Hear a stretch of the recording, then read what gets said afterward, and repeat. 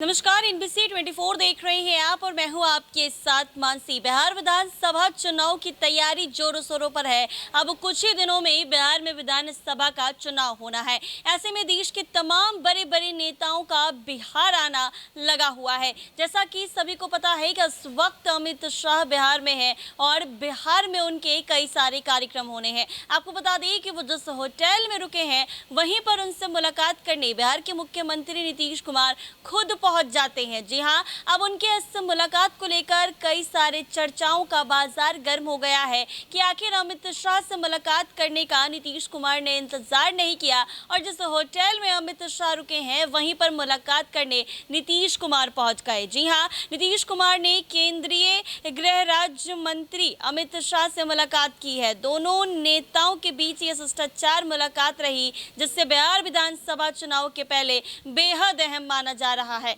गौरतलब है कि अमित शाह एक दिन पहले ही बुधवार देर शाम पटना आए हैं। वो गुरुवार को बिहार में कई कार्यक्रम में शामिल होंगे। एनडीए के सबसे बड़े सहयोगी दलों के दो नेता यानी नीतीश कुमार और अमित शाह की मुलाकात बिहार चुनाव से पहले काफी अहम माना जा रहा। अमित शाह के साथ मुलाकात के दौरान नीतीश कुमार के साथ बिहार के उप मुख्यमंत्री सम्राट चौधरी, भाजपा प्रदेश अध्यक्ष दिलीप जायसवाल सहित बिहार सरकार के मंत्री विजय चौधरी, जदयू के कार्यकारी अध्यक्ष संजय झा मौजूद रहे। एनडीए के घटक दलों में अभी तक सीट बंटवारे पर कोई सहमति नहीं बनी है, लेकिन सूत्रों के अनुसार जदयू को लगभग 102 में से 103 सीटें, बीजेपी को 101 या 102 सीटों पर चुनाव लड़ने की संभावना है। वहीं चिराग पासवान की एलजेपी के लिए 25-28 सीटें, जीतन राम मांझी के लिए 6-7 सीट और उपेंद्र कुशवाहा को 4-5 सीट मिलने की चर्चा है। हालांकि चिराग पासवान ने 40 से ज्यादा सीटों की मांग कर दी है, लेकिन यह संभावना है कि वो इस संख्या से समझौता करेंगे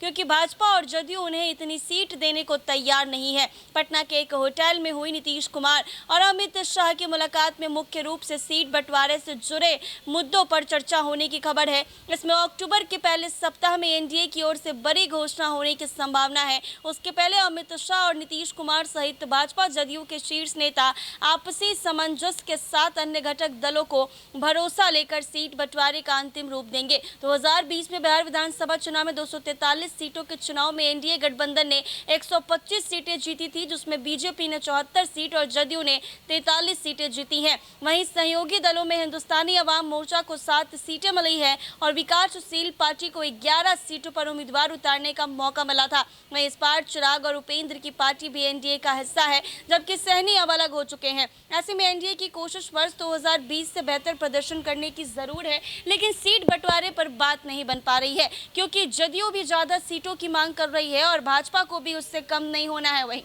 चिराग की बात की जाए तो चिराग भी 40 से कम सीटों पर मानने को तैयार नहीं। ऐसे में देखना यह होगा कि एनडीए में सीट बंटवारा कैसे होता है। लेकिन पटना के एक होटल में नीतीश कुमार और अमित शाह की इस मुलाकात को काफी मायने निकालने लगे हैं और चर्चा यह है कि सीट बंटवारे को लेकर भी चर्चा हो सकती है। हालांकि देखना यह होगा कि कब एनडीए में सीट बंटवारा तय होता है और किसको कितनी सीटें मिलती है। ऐसे ही तमाम अपडेट्स के लिए बने रहें एनबीसी 24 के साथ।